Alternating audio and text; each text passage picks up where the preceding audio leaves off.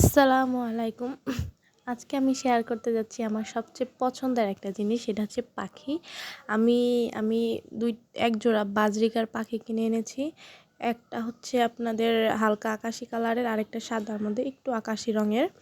আমার কিছুদিন ধরে খুব পাখি কেনার খুবই ইচ্ছে জেগেছিল, কিন্তু আমি আমাদের আশেপাশে কোথাও পাইনি। কিন্তু একটা আপুর কাছ থেকে জানতে পারলাম মানিকগঞ্জে দুধবাজারে নাকি বাজরিকার পাখিগুলো বিক্রি করা হয়। আমি জানার সাথে সাথেই সেদিনই আমি চলে গেছিলাম সেখানে কেনার জন্য, এবং সেখান থেকে আমি এক জোড়া কিনে আনি। দুইটাই হচ্ছে আপনার, একটা ছেলে একটা মেয়ে। এই যে আকাশি নীল রঙের এটা হচ্ছে ছেলে, আর সাদাটা হচ্ছে মেয়ে।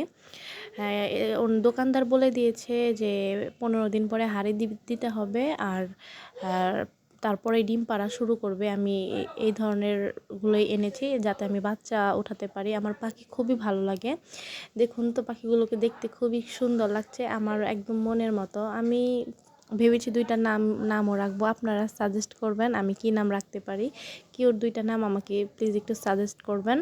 আর পাখিগুলোকে দেখুন কত কিউট, কত সুন্দর। আমি ভেবেছি ওদের খাঁচাগুলোকে আমি অনেক সুন্দরভাবে ডেকোরেট করব, খাঁচাটাকে রং করব, তারপরে দোলনা বানাবো, আর অনেক কিছু দিয়ে পাখির খাঁচাটাকে একদম সাজিয়ে যাবো। বাজরিকার পাখিগুলো অনেক চঞ্চল হয়ে থাকে, এরা খেলনা এই সমস্ত জিনিস পেতে খুবই পছন্দ করে। তাই ভেবেছি যে আমি সুন্দর করে কয়েকটা পাখিদের জন্য একটা দোলনা বানাবো এবং খাঁচাটাকে রং করে দেব সুন্দরভাবে।